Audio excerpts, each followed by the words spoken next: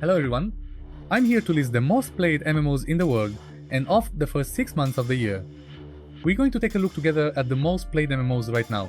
This video is entirely based on numbers, so we're ranking the games not by quality but solely by the number of active players. We get this data from reliable sites like MMO Population, which games are dying and which ones are still alive. Let's find out.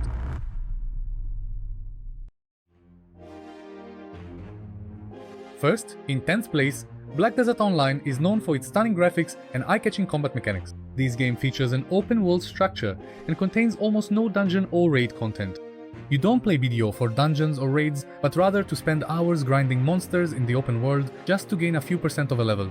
It's a truly grind-focused game. It's also worth mentioning that the game features a constantly active open PvP system. PvP becomes available once you reach level 50, so at almost any moment, someone could kill you. Of course, this doesn't mean that everyone will do it, but this system is an appealing feature for players who enjoy PvP. BDO went through a tough period in the Western market for a while, because its previous publisher added heavy pay-to-win mechanics to the game, which sparked major backlash among players. However, after the development team parted ways with this publisher, they reversed most of the controversial decisions. This may have made BDO worth trying again. The game still features many unique classes and receives regular updates. As for the player count, although BDO went through a period of decline, it now seems to have stabilized. Additionally, since the latest expansion packs have focused more on PvE content rather than PvP, the game has started to attract players who don't enjoy PvP as well. Our next game, ranked 9th, is Star Wars: The Old Republic. BioWare has handed this game over to another development studio.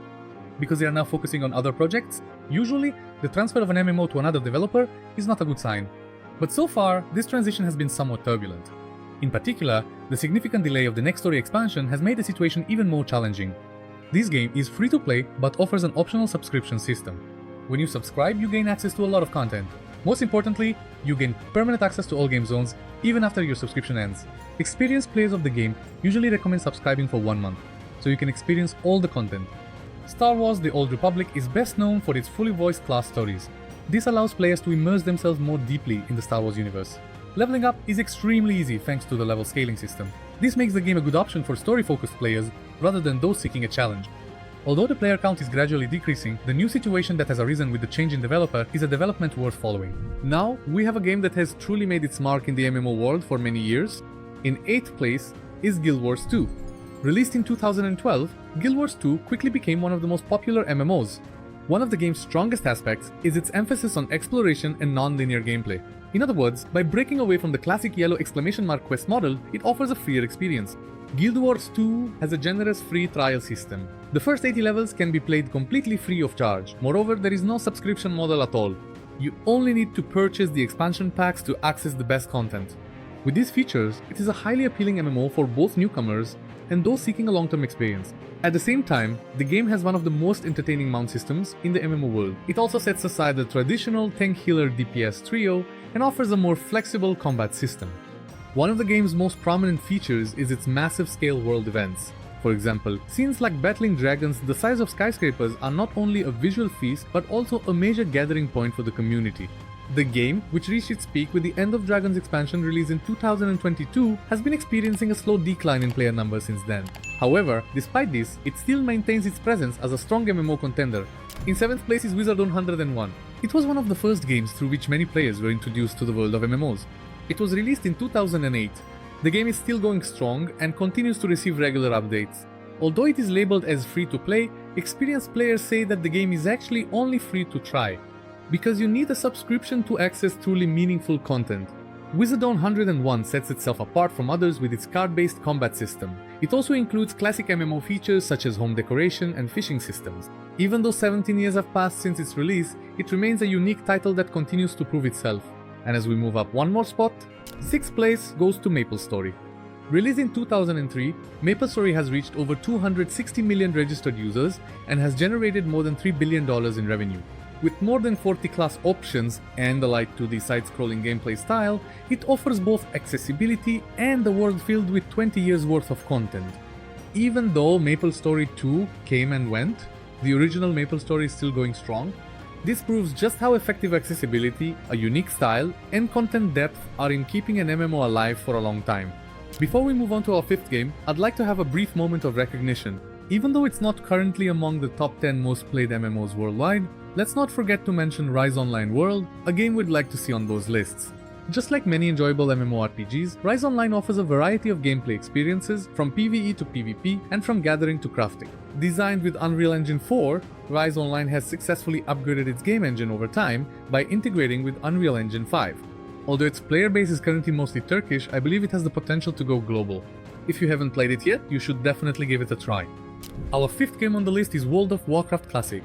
This is the version that Blizzard re-released in 2017 after years of player requests. This version of WoW is controversial. It completely removes modern systems like Dungeon Finder, cash shops, and the WoW token.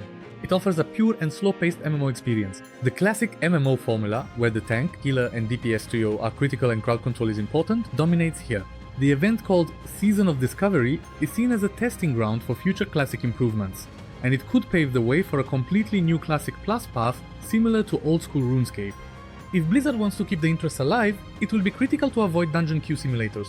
The Classic's position at number 5 shows the ongoing demand for this nostalgic and pure MMO style.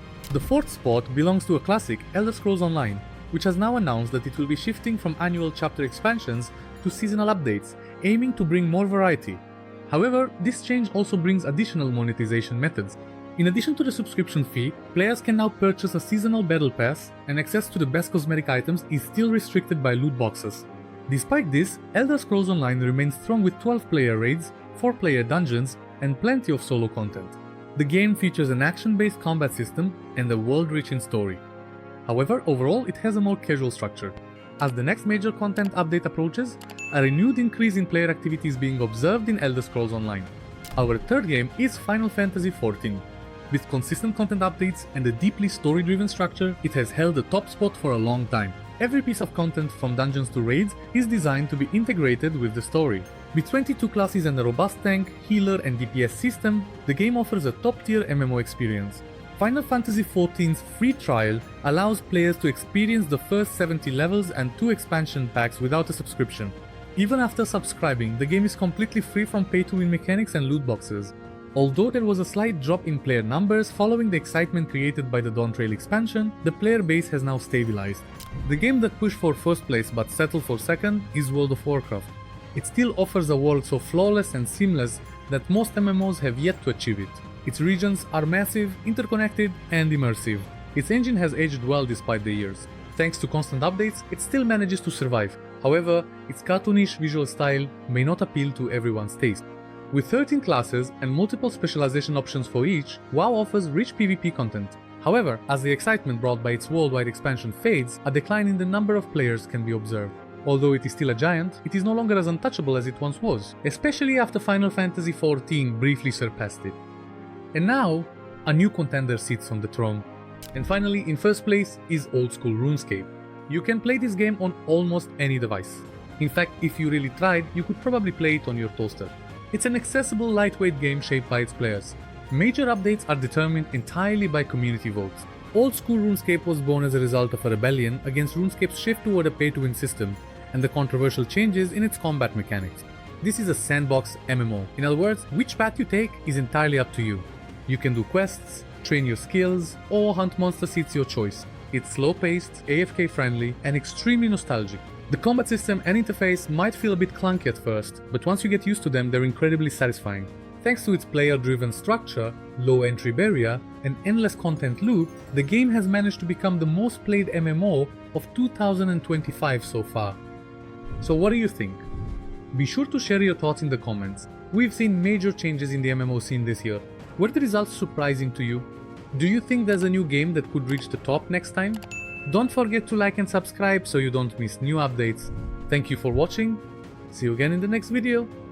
Take care of yourself.